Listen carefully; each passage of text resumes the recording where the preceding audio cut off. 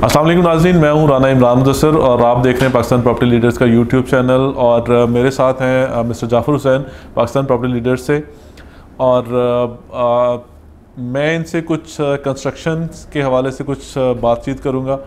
जाफ़र साहब, मुझे ये बताइएगा कि अभी क्योंकि ये तकरीबन 2021 का एंड होने जा रहा है, तो 2021 में अभी 22 में आने वाले साल में कंस्ट्रक्शन करनी चाहिए या नहीं? अभी थोड़ी सी आपको एडवाइस दें। अगर फॉर एग्जांपल मेरे पास प्लॉट है या मेरे पास 2 प्लॉट हैं, तो मुझे इस वक्त कंस्ट्रक्शन करनी चाहिए या नहीं?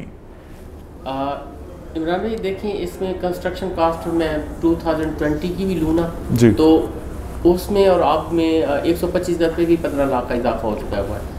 यानी 2000 में सन 2020 में जो हमने कंस्ट्रक्शन एग्रीमेंट किए थे वो तकरीबन कोई 55 लाख के किए थे, और इस टाइम जो हमने 2021 में कंस्ट्रक्शन एग्रीमेंट किए हैं वो किए हमने 70 लाख के जी, 125 गज के। और सेम इसी तरह 250 गज का भी इजाफा हुआ है, 500 गज का भी इजाफा हुआ है।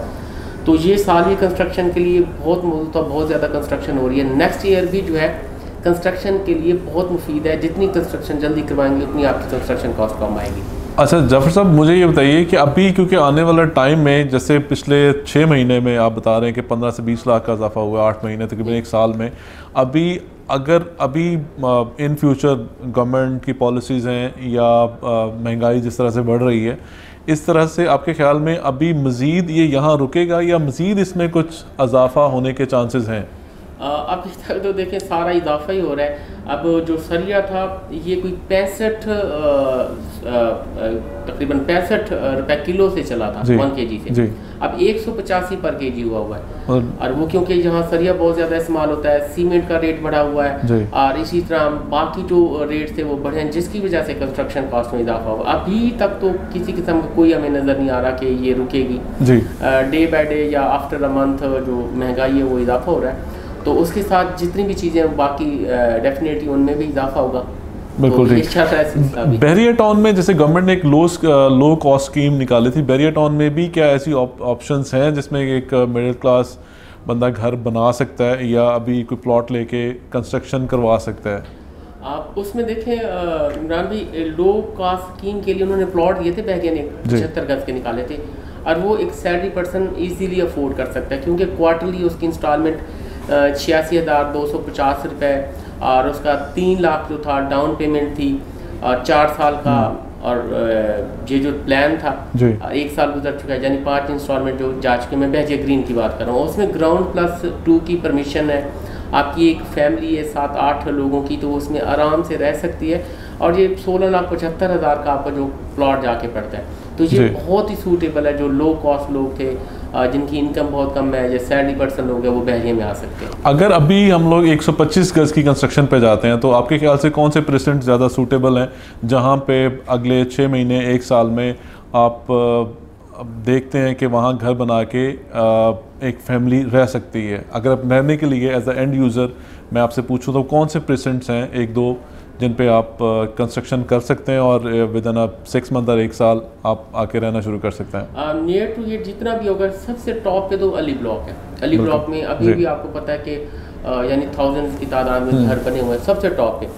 फिर देखें बेसिक नेसेसिटीज़ जहाँ होंगी, जहाँ स्टोर्स होंगे, जहाँ इजी एक्सेस होगी लोगों की ग्रॉसरी लेने के लिए, वहाँ आप बना सकते हो।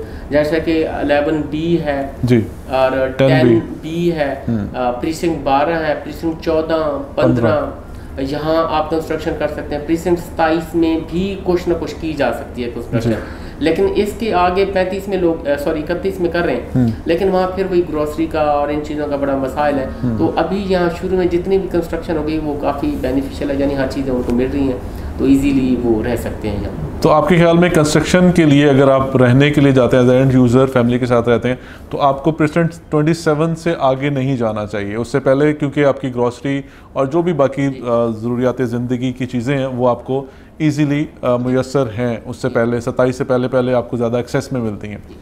अच्छा, अगर अभी हम लोग फॉर एग्जांपल मैं बात करूं कि डॉक्यूमेंटेशन की, अगर कंस्ट्रक्शन के लिए जो डॉक्यूमेंटेशंस रिक्वायर्ड होती हैं, फॉर एग्जांपल अगर वो क्या हमारे जो हमारा क्लाइंट है वो आपकी डॉक्यूमेंटेशन कंप्लीट करवा के देता है या कि जो यहाँ बहरिया में काम करने वाले बिल्डर्स हैं या जो कंस्ट्रक्शन कंपनीज बहरिया में काम करती हैं, वो सारी डॉक्यूमेंटेशन, वो सारा पेपर वर्क वो लोग करवा के देते हैं। अब इसमें देखें डॉक्यूमेंटेशन दोनों कंप्लीट करवा सकते हैं, कोई ऐसा इशू नहीं, यानी अथॉरिटी पे ये आगे बिल्डर है वो भी करवा लेते हैं, लेकिन इसके असल मसला चार्जेस का है जी। ये कंस्ट्रक्शन कास्ट में ये चार्जेस शामिल नहीं होते। ये चार्जेस लाजमी तौर पे जो क्लाइंट्स हैं उनको बर्दाश्त करने पड़ते हैं। 5 लाख बन रहा है, 6 लाख बन रहा है, जो कंस्ट्रक्शन कास्ट होगी वो अलग से होगी। यानी इसमें सॉइल टेस्टिंग है, आप इसमें मैप चार्जेस हैं, ड्राइंग्स हैं, ये साइट विजिट्स हैं जो बहरिया वाले करते हैं, जितने भी चार्जेस होंगे ये जो क्लाइंट्स हैं इनका प्लॉट होता है जिसके ऊपर कंस्ट्रक्शन हो रही है उनको बर्दाश्त करने पड़ते हैं। बिल्कुल ठीक। और बाकी जो हमारा जो एग्रीमेंट होता है वो कंस्ट्रक्शन का होता है, ठीक, यानी उसमें ये चीज़ें शामिल नहीं होती, इनके ड्यूज शामिल नहीं होते। अगर ये वाले ड्यूज अगर हमने देने तो फिर 70 की बजाय 75 उनको 75 लाख का एग्रीमेंट 125 जी। या एग्रीमेंट में ये मेंशन किया जाएगा कि पहले आप जो चार्जेस हैं वो डॉक्यूमेंटेशन के वो आगे क्लाइंट दे रहा है या आपकी कॉस्ट में जो पर स्क्वायर फीट कॉस्ट आप पड़ रही है उसमें कर रहे हैं। बहुत शुक्रिया नाज़रीन, क्योंकि हम लोग पाकिस्तान प्रॉपर्टी लीडर्स पे कंस्ट्रक्शन का काम भी PPL होम्स के प्लेटफॉर्म से कर रहे हैं, तो मज़ीद कोई भी इन्फॉर्मेशन आपको चाहिए हो हमारे स्क्रीन पे दिए गए नंबर्स पे आप कांटेक्ट कर सकते हैं कंस्ट्रक्शन के लिए, बहरिया की सेल परचेज़ के लिए। बहुत शुक्रिया, थैंक यू सो मच।